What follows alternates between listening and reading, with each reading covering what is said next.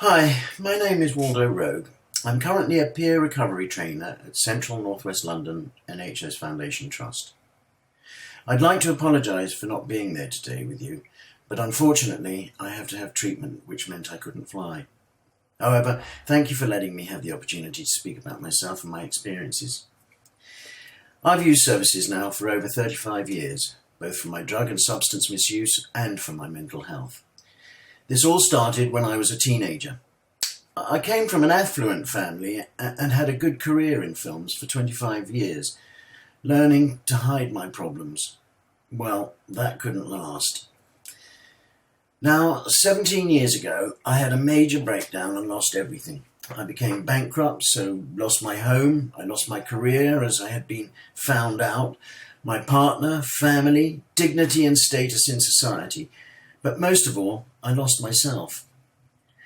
I ended up living on the streets with nothing, only the clothes I stood up in. I bummed around dealers doing odd bits and pieces for measly bits of drugs and the crumbs from their tables, turning to petty crime to fund my meagre existence. I ended up in constant conflict with the law, in and out of police cells.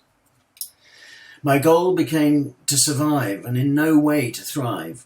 My existence was so precarious that I learnt risking what little I had by endeavouring to move up or doing better was not worth the trying, as it could rebound badly on me.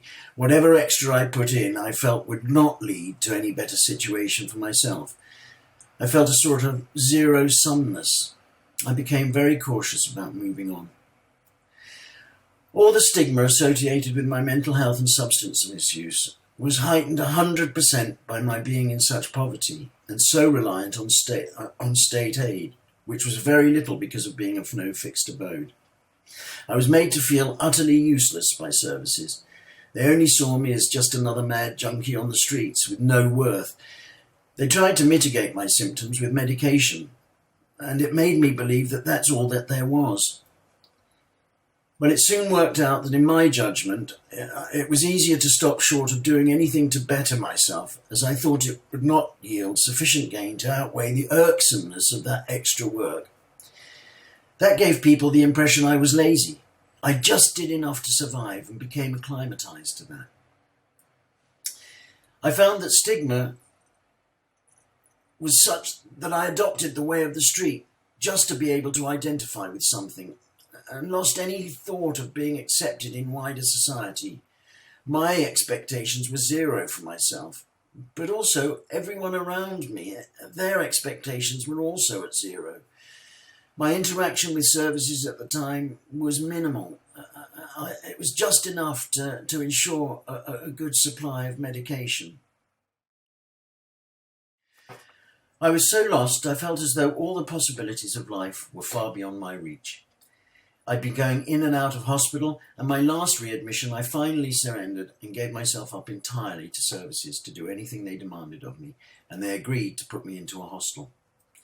This was the first stable roof I'd had for 2 years. It also meant I could claim state benefits and have a small but stable income, and they started the process of rehousing me. I was very lucky because I met someone whilst in the hostel who was the first person in years who didn't view me as a mad junkie on the streets, but was utterly unjudgmental and seemed to be impressed by me. Well, we had a baby whilst we were in the hostel, and after 2 years I went into secondary housing for another couple of years. But it was a place of our own and it made a huge difference. This stability allowed me to get on top of my drug taking, but not my mental health at all. I was still struggling daily and isolating myself indoors. The constant struggle to survive sapped all hope from me. The stressing that finding the rent caused and the possibility of losing our flat, the constant worry about whether or not there would be enough to eat for us was almost as bad as being on the streets. And certainly for my mental health it was terrible. But it was having a baby to look after that really gave me something to live for. Finally, we were rehoused in 2005. I continued to use services, but it felt as if I was going nowhere other than just being on a treadmill. Expectations around what I could do were very low. I'd left school with no qualifications and had only worked in the arts, so felt I'd been left off the shelf of possibilities. Well, after a few years of abstinence, I was asked if I wanted to do work placement. In our trust, we have a user employment scheme which helps people back into work. But it was for half a day a week in the afternoons, because I was taking medication still and my timekeeping wasn't very good. Well, I only agreed if they guaranteed it wouldn't lead me to having to take work, as the thought of what it meant I might do to lose my state benefits and the fact that I might be worse off financially by working really terrified me. Well, they agreed to my conditions and I went to community day services to volunteer for half a day gardening a week.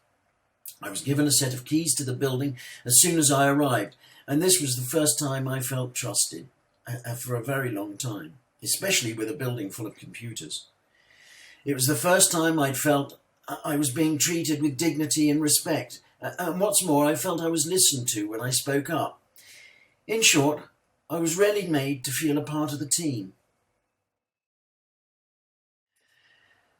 Well, after doing a 4-month placement there, I started volunteering for 3 days a week at the day centre, really working as a peer support worker, using my own experiences to model a sense of hope that recovery could be a possibility for anyone. This really fired my enthusiasm and passion, and I soon found myself with a really determined goal. I'd been on the receiving end of help for so long, I had forgotten just how powerful being helpful could be, even making someone a cup of tea. By having been given a volunteer role, it gave me access to training, and I started accessing the mental health training that our trust staff do through their Learning and Development Zone. I also had my first experience with Wellness Recovery Action Plans, RAPs. I found that there were so many strategies I used just to survive without realising it, that having a plan and being conscious of it allowed me to start to thrive rather than just survive, learning how to manage my own difficulties and get the best out of my situation, and knowing how and what to ask for through the services that I received. This led to my first real experience in co-production, where a group of staff members and people who used the service collaborated in creating our own health and well-being plans, which is based on the Wellness Recovery Action Plans. But we got together and created our own ones for the service that we were running. They're now used right the way across our trust. This led to all sorts of opportunities for me. I had found something that I wanted to do and felt I was good at peer support. I accessed the first peer support training there was in the UK, which was the first time I had completed any sort of academic training. I was asked to be a part of our trust's bid for the consultancy services of IMROC, which is Implementing Recovery Through Organisational Change, to really help us start changing the nature of our workforce, to include lived experience and peer support, and also to start a recovery college and bring recovery education into the trust. But also, and lastly, to look at how the trust's policy on risk and safety for people using services was. Well, this went on to me becoming a consultant with the IMROC team, and that's how led to me helping to change and shape the future of mental health delivery across the United Kingdom. Well, I finally took the plunge and went back to work when we opened our Recovery and Wellbeing College in 2012. It's not a sheltered position, and I was recruited like any other member of staff. However, I was supported in finding the right amount of hours so that I was assured of being better off in work financially. This opened a new horizon for me with a host of new opportunities, a new sense of hope. Although I only learn a little, it is enough to make me feel I can thrive. I feel like I'm a contributing citizen, putting the skills I have to good use and building on what is strong rather than what is wrong. I still take medication and find some things a real struggle, like doing this video, but I am a witness to the changes that all of this has inspired, both as someone who continues to use services and now as someone who helps to deliver those services. I'd like to say a big thank you very much for listening to me today, and I wish you all the best for your conference. I hope it is very fruitful.